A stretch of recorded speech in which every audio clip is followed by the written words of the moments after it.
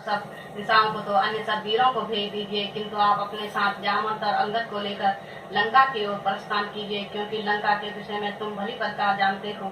राम सुग्रीव जी, आपने मेरी मन चाही बात कह दी। मेरी भी यही इच्छा थी कि हनुमान जी को ही लंका भेजा जाए।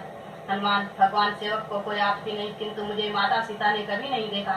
प्रथम बार मुझे देखकर माता जी विश्वास नहीं करेंगी, इसलिए भगवान मुझे कोई ऐसी वस्तु दीजिए जिसको देखकर माता जी मुझ पर विश्वास कर लें। राम, हनुमान जी, आपने उचित ही कहा। अच्छा, यह मेरी मुद्रिका सीता को दे देना। मुद्रिका को देखकर वह अवश्य तुम पर विश्वास कर लेगी। यदि तुम्हें सीता की सुधि मिलेगी तो कहना।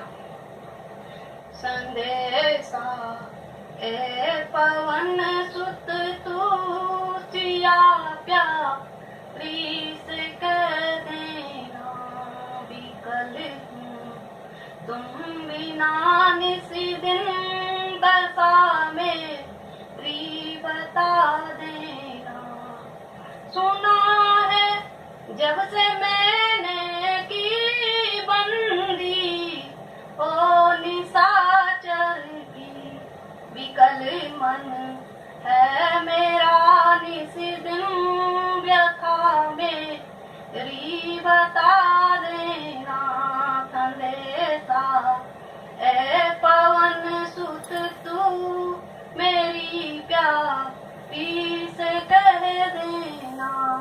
धरो अब धीर तुम मन में विकल ना होना, तुम मन में छुड़ाऊं शीघ्र तुमको आ संदेशा ये सुना देना।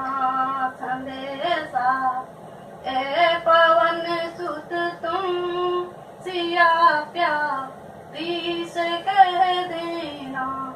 हनुमान भगवान, जब आपकी कृपा दृष्टि मेरे साथ है तो मैं ऐसी ही सीता माता की सुधि लेकर आऊंगा, अन्यथा आपको मुख नहीं दिखाऊंगा। राम का आशीर्वाद देकर सबका प्रस्थान। हनुमान, अंगद, जामवंत बैठे हैं। जामवंत, जिन जिन स्थानों का महाराज सुग्रीव ने हमें पता बताया था उन सब स्थानों को देख चुके हैं, किंतु कहीं भी सीता माता का पता नहीं लगा। अंगद, और बिना काम काज किए लौटने से मेरा मरना ही उचित है। हम सब में दुर्भाग्यशाली महात्मा जटायु थे जिन्होंने राम कार्य के लिए प्राण तक दे दिए। हनुमान, शोक है कि आप थोड़े से ही कष्ट से घबरा गए। यदि आप लोगों का ऐसा ही साहस रहा तो सफलता के बदले असफलता ही मिलेगी। महात्मा जटायु के जीवन से हमें शिक्षा लेनी चाहिए। एक आवाज, भाई आप कौन हैं और आपका परिचय जटायु से कब और कैसे हुआ? हनुमान, हे भद्र, आपका परिचय तथा जटायु से क्या आपका क्या संबंध है? बेटा, मेरा नाम संपाति है और जटायु मेरा छोटा भाई है। बहुत दिन व्यतीत हो चुके किंतु जटायु का कोई समाचार नहीं मिला। तुम्हारे मुख से भाई का नाम सुनकर समाचार सुनने आया हूँ। हनुमान, महात्मा, मुझे यह कहते दुख होता है कि महात्मा जटायु का स्वर्गवास हो गया। संपाति दूसरे कंठ से, है क्या कहा? मेरे छोटे भाई का जटायु का स्वर्गवास हो गया, किंतु बेटा उसकी मृत्यु का क्या कारण था? हे पूज्य वीर, कुछ समय हुआ महात्मा जटायु के परम मित्र महाराजा दशरथ के पुत्र श्री रामचंद्र जी अपने छोटे भाई लक्ष्मण और पत्नी सहित पिता की आज्ञा से 14 वर्ष तक वन यात्रा के लिए आए थे। एक दिन दुष्ट रावण ने छल कपट से माता सीता का हरण किया। माता सीता की उनको रोती सुनकर महात्मा जटायु ने रावण से युद्ध किया। एक बार उन्होंने रावण को मूर्छित भी कर दिया था, किंतु होश पर आने पर रावण ने ऐसा घायल आघात किया कि वे संभल न सके और घायल होकर पृथ्वी पर गिर पड़े। श्री रामचंद्र जी के आने पर उन्होंने प्राण त्याग दिए। संपाति, मन तो चाहता है कि भाई का बदला लूं, किंतु बुढ़ापे के कारण लाचार हूँ।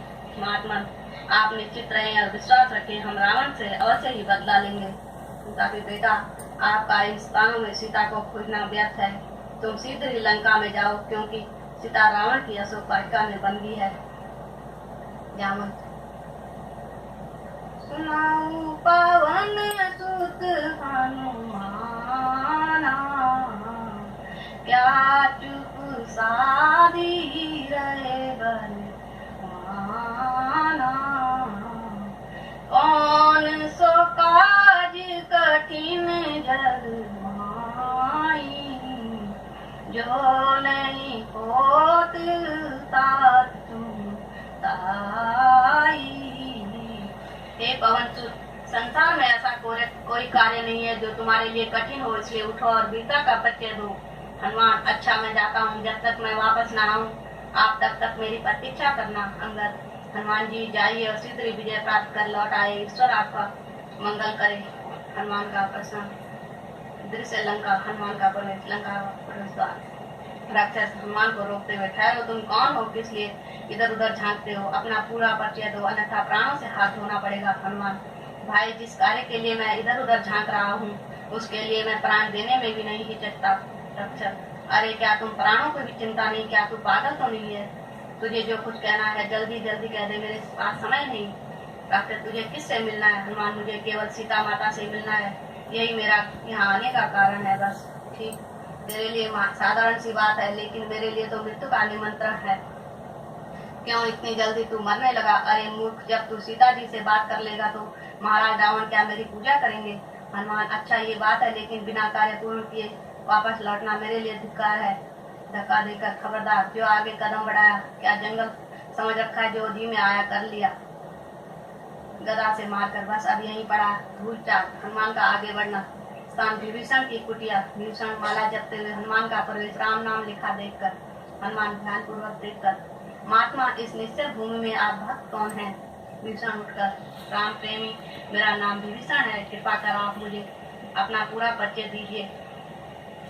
हनुमान, सुनो विभीषण नाम हमारा, अंजनी पुत्र मैं पवन कुमारा, राम दूत आयुषी असुरी को, प्रभु व्याकुल है सिया सुधी को। हे महात्मा, मैं अंजनी पुत्र पवन कुमार हनुमान हूँ। मैं श्री रामचंद्र जी का एक तुच्छ सेवक हूँ और यहाँ माता सीता की खोज में आया हूँ। उधर भगवान श्री रामचंद्र जी माता के बिना व्याकुल हैं। यदि आप जानते हो तो इस काम कार्य में मेरी सहायता कीजिए। विभीषण, हे पवन कुमार, माता सीता इस समय अशोक पाठ कर रहे हैं, किंतु सावधानी से कार्य करना। हनुमान, आप चिंता न करें, राम कृपा से सब विघ्न दूर हो जाएंगे। विभीषण, अच्छा जाओ, ईश्वर तुम्हारी रक्षा करे। हनुमान का प्रस्थान। जैसे अशोक वाट का, सीता बैठी है, बेटा बैठी है। हे परमात्मा, अब तो मेरे पापों का बहुत परिचित हो चुका, क्या अब भी मेरा उद्धार नहीं होगा? जिस प्रकार मेरे साथ अनर्थ हो रहा है उसको सहने में यह शरीर असमर्थ है। हे अशोक वृक्ष के लाल लाल पत्तों, तुम्हें मेरे इस शरीर को आग बनाकर भस्म कर दो। हे आकाश के टिमटिमाते नक्षत्रों, तुम्हें आकाश से गिरकर मुझे भस्म कर दो। हे नाथ, दया करो, दया करो। हनुमान आवाज सुनकर चौंकते हुए, हैं यह करुणा भरी पुकार कहाँ से आ रही है? कौन इस प्रकार व्याकुल होकर रो रहा है? शायद इसी अशोक वाटिका में माता सीता हो। रावण के अत्याचारों से वह भी व्याकुल होकर इस प्रकार दुखी वाणी में भगवान को पुकार रही हो। इसी ओर चलना चाहिए, संदेह मिटाना चाहिए।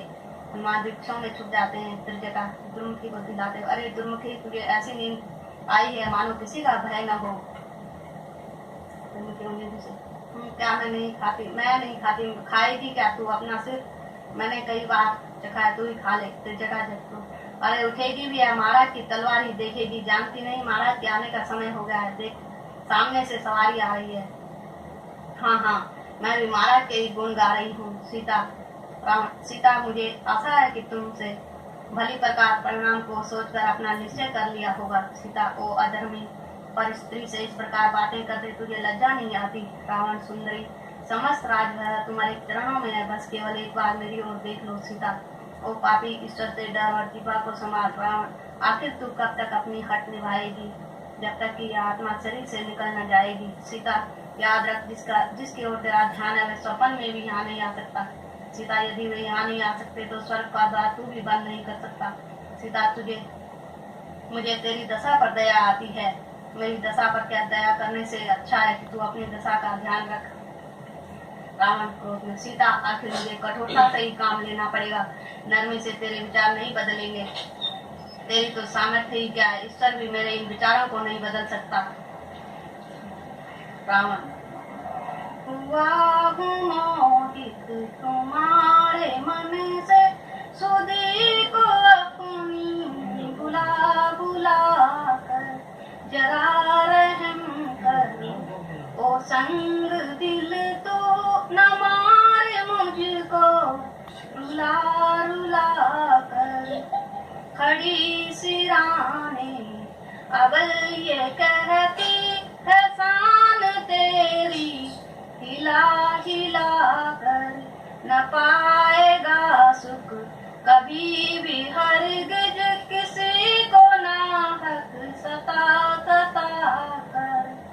नहीं तू समझी कि कौन हूँ मैं, डरोती आंसू बहा बहा कर खड़ी है तुझसे बहुत सी आगे, सरों को अपने झुका झुका कर। अरे ओ पापी नहीं तू इतना किसी को नाहक सता सता कर, वो तेरा सब बल निकाल देगा चरक चरक पर चढ़ा चढ़ा कर। ये देख खंजर संभल जब भी कहूँ मैं तुमको सुना सुना कर, यहीं दरिंदों में डाल दूंगा मैं तेरे टुकड़े बना बना कर। मिटा ले अपना भरम खुशी से तू जोर अपना लगा लगा कर।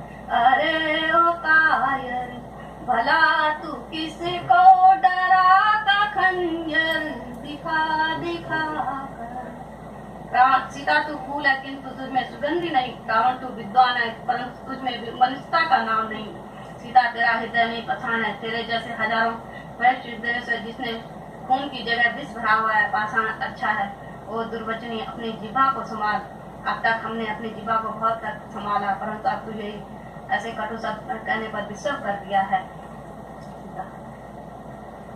सीता अब भी मान ले हट है तेरी फजूल, सीता हट है तेरी फजूल, अब तू मेरे कैद से छूट सके मत भूल।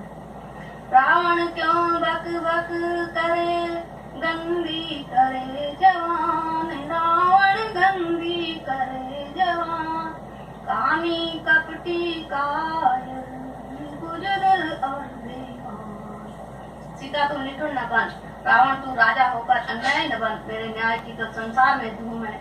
यूं कहो अत्याचारों से लोग दुखी हैं, क्या ये न्याय की धूम है। रावण मुझे आश्चर्य है कि आज तक मेरी तलवार क्यों नहीं उठती, जबकि एक साधारण स्त्री मेरे पति ऐसी अपमानित शब्द का प्रयोग कर रही है, न गर्मी से मानती है न नरमी से।